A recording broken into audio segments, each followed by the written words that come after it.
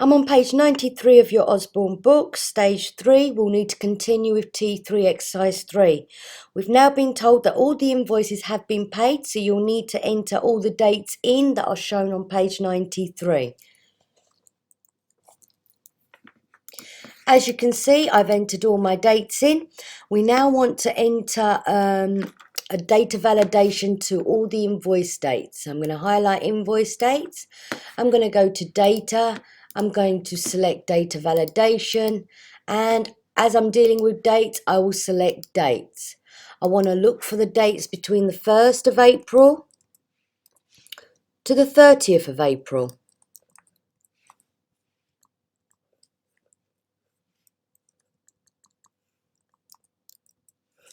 When I'm done, I'll click OK. You'll see that nothing's actually happened. This is because all you've done is apply a data validation. Now, if you wanted the computer to check for any invoices outside the scope from the 1st of April to the 30th of April, then you'll select from the data validation circle invalid data. You'll notice that row 9 has got a red circle in.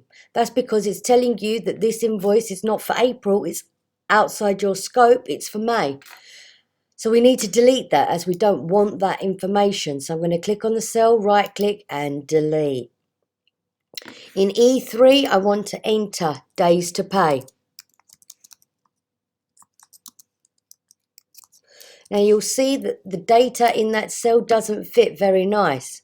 So I may want to shrink to fit it. So if I right click format cells, go to alignment, you'll see that I've got here shrink to fit. And if I click OK, you'll see that the words have shrunk. But it doesn't look very nice because if you look at all your other column headings, they're nice and big. So maybe this isn't the most appropriate way of fitting it within that cell. So if I right click format cells, take the tick out, and instead use wrap text. Now I've got wrap text here, and if I click OK, I've also got wrap text on my home ribbon here, so you've got both places. You'll notice that the words have now gone onto 2 lines. We want to enter a formula in E4 to work out how long it takes for an invoice to be paid. So as I'm doing a formula, I'm going to do equals, open brackets.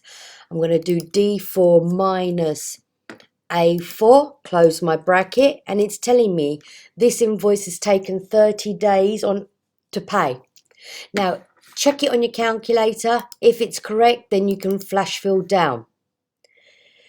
We want to format it to number and no decimal places. So just because they're already looking like it, it's best to make sure you set them so it doesn't go out of sync later on. So number, 0 decimal places. In E11, I want to work out the average days to pay. So I'm going to click on the drop down. Instead of selecting sum, I'll select average.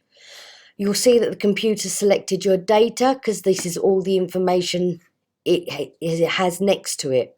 If it's correct, press enter. If it's not, you'll need to enter the appropriate cells in. Save your workbook, keeping the same name. So file and save, or you can click on the disk. And there we have it. This stage is now complete.